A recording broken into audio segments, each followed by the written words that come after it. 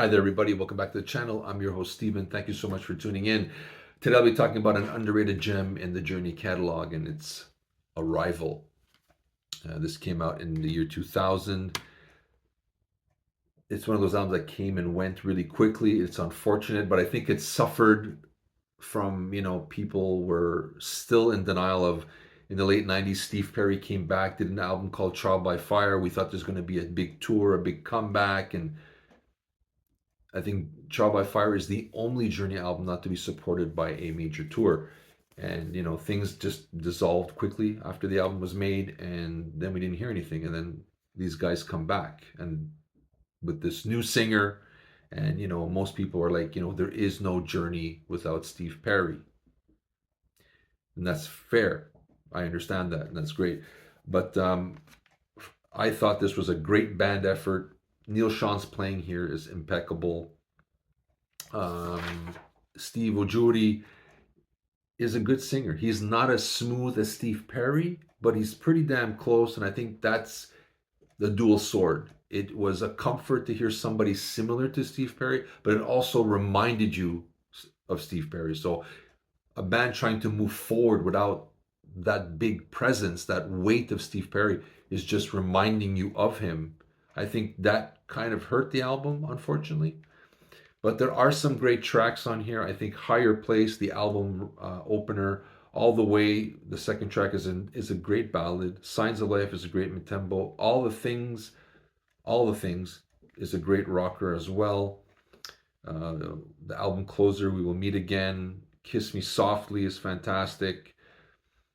Every time I listen, I find another song that I like. So I'm gonna say I like them all, but there's always highlights.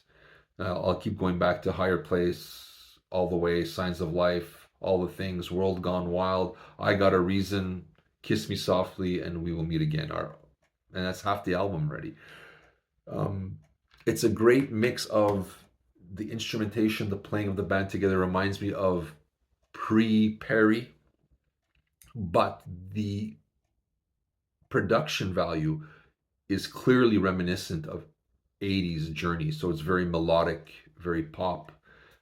You have the great ballads, you have the great arena rockers, and it's just a great melange of both. And I thought the band sounded again like a band. It's not just the Steve Perry, Neil Sean show.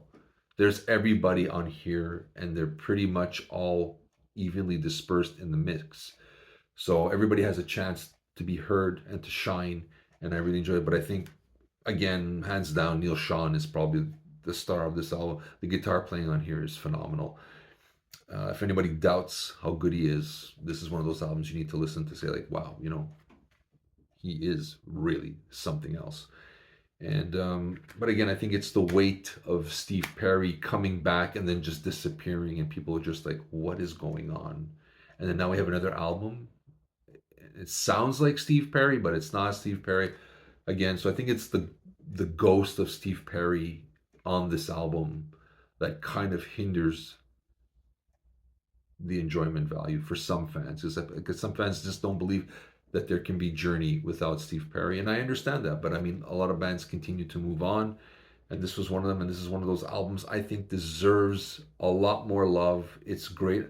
I could only imagine the success it would have had if people would have given it. I think this would have been a multi-platinum album for sure. I think it may even be better than Trial by Fire with Steve Perry, and that's saying something.